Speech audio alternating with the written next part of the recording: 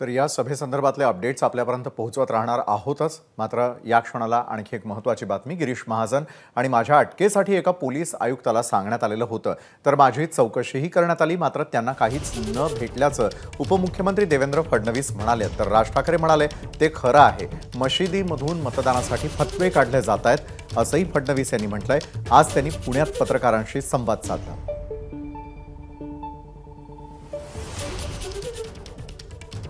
माझ्या अटकेकरता एका पोलीस आयुक्तांना सुपारी देण्यात आली होती।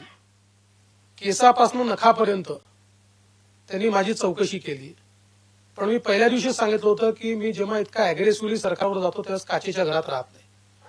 त्याच्यामुळे त्यांनी खोट्या केसेस करायचा प्रयत्न केला, पुरावा त्यांना काही मिळाला नाही। आणि एवढंही सांगतो की पोलिसांनी देखील त्यांच्या अधीनस्थ जे होते त्यांनी साथ दिली नाही। त्यांनी सांगितलं आम्ही असं करणार नाही।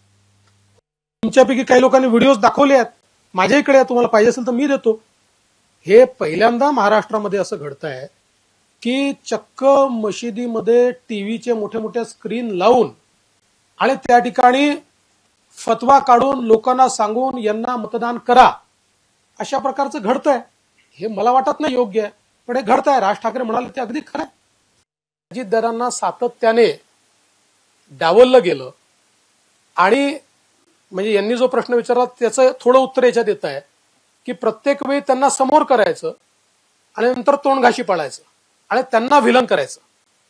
ही जी काही पद्धत झाली त्याच्यामुळे अजितदादांना त्या ठिकाणी वाटलं की आता आपला विचार होणार नाही, आपल्याला विलन करण्यात येत आहे, कारण आपण विलन झाल्याशिवाय दुसरं कोणीतरी नेता होऊ शकत नाही।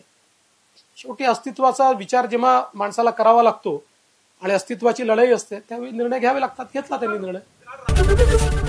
एबीपी माझा, उघडा डोळे बघा नीट।